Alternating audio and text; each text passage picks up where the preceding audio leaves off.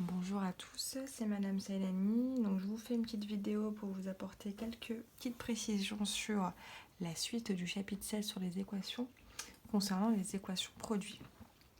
Alors les équations produits, qu'est-ce que c'est?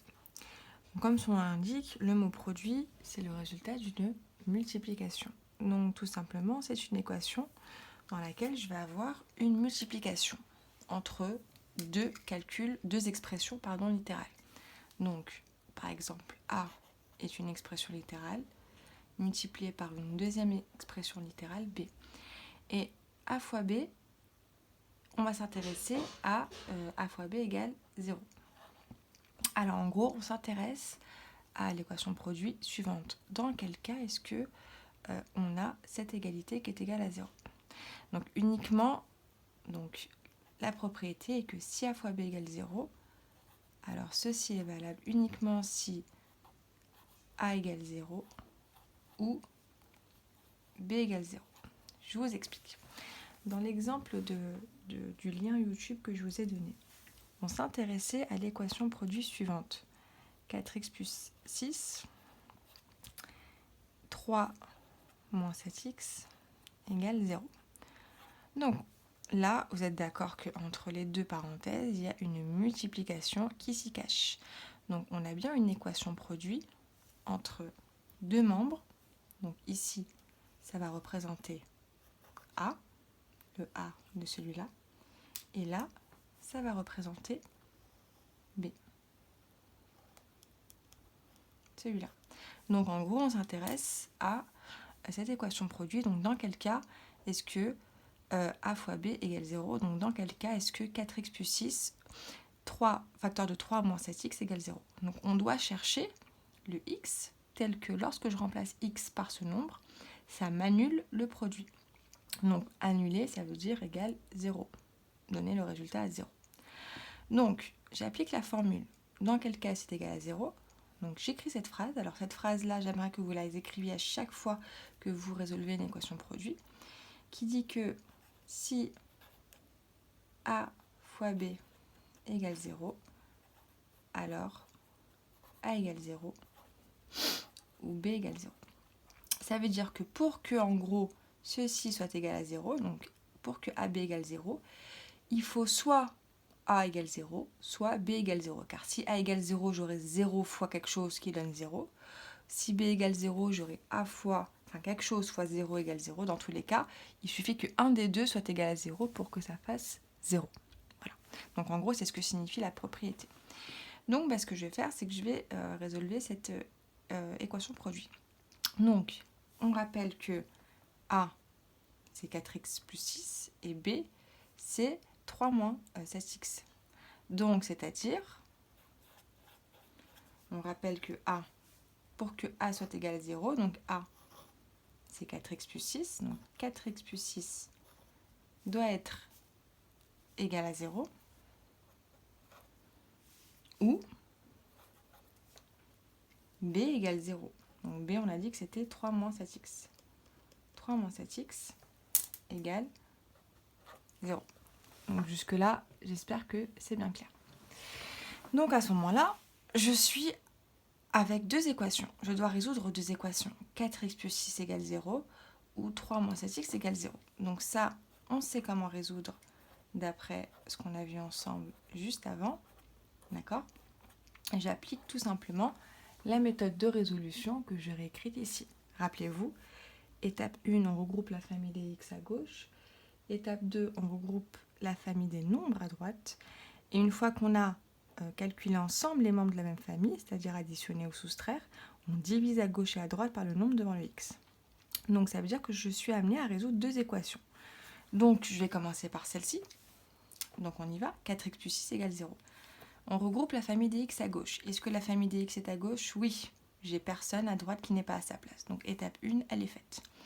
Étape 2, la famille des nombres à droite. Donc ça veut dire qu'on veut que tous les nombres soient à droite de l'équation, à droite de l'égalité.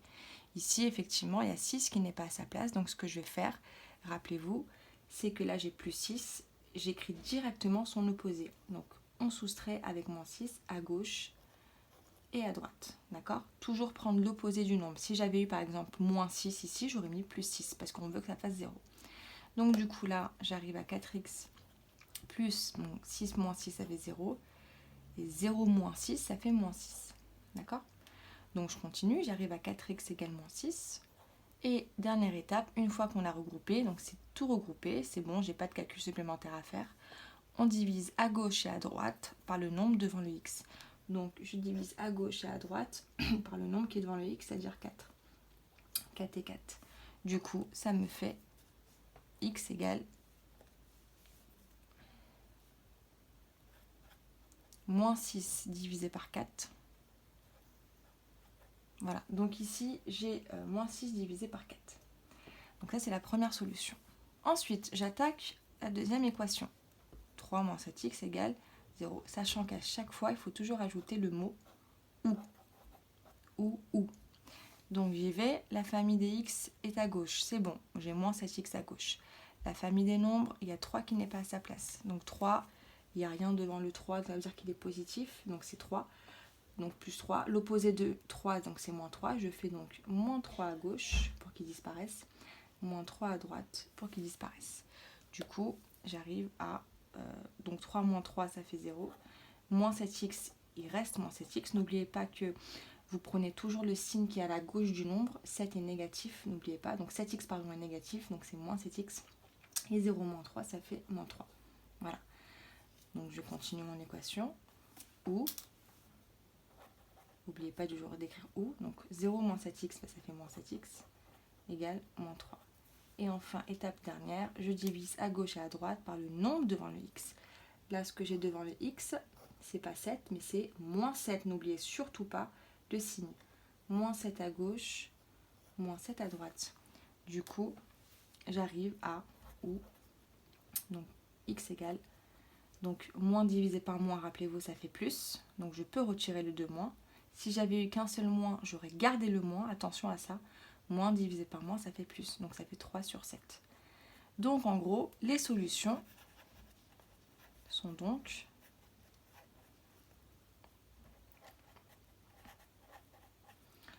moins 6 sur 4 et 3 sur 7. Donc, c'est ce qu'il avait mis dans la vidéo. S comme solution égale accolade moins 6 quart et 3 sur 7. Voilà les solutions. Ça veut dire quoi?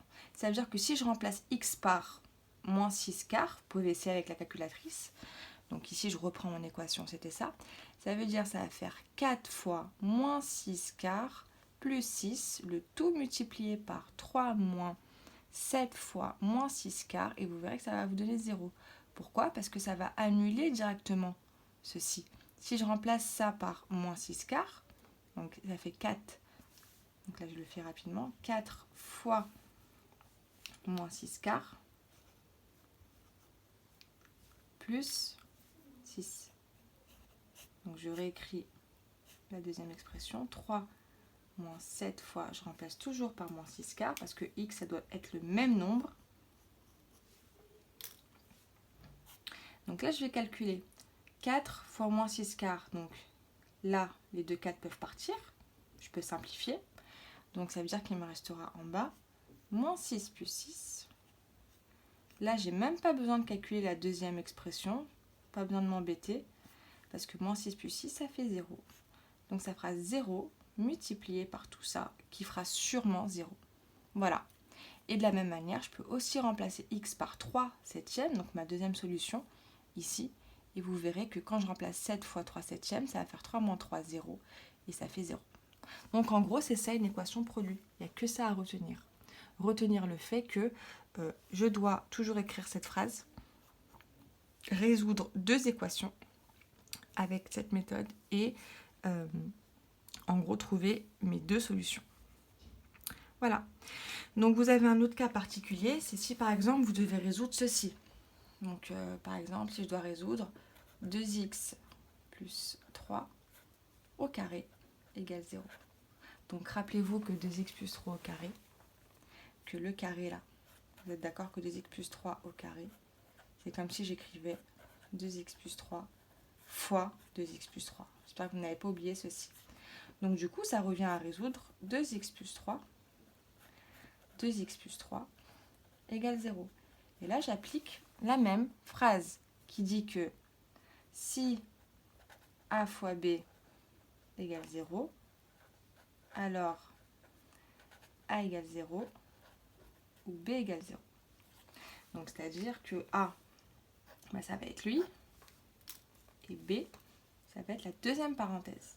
Sauf que là, vous remarquez que c'est les mêmes. Donc, ça veut dire, au lieu de résoudre deux équations, il n'y en aura qu'une à résoudre. Donc, ça sera 2x plus 3 égale 0 ou 2x plus 3 égale 0. En fait, c'est la même. Donc, ça revient à résoudre juste 2x plus 3 égale 0. Et donc là, comme d'habitude, je fais ma méthode, moins 3, 2x égale moins 3.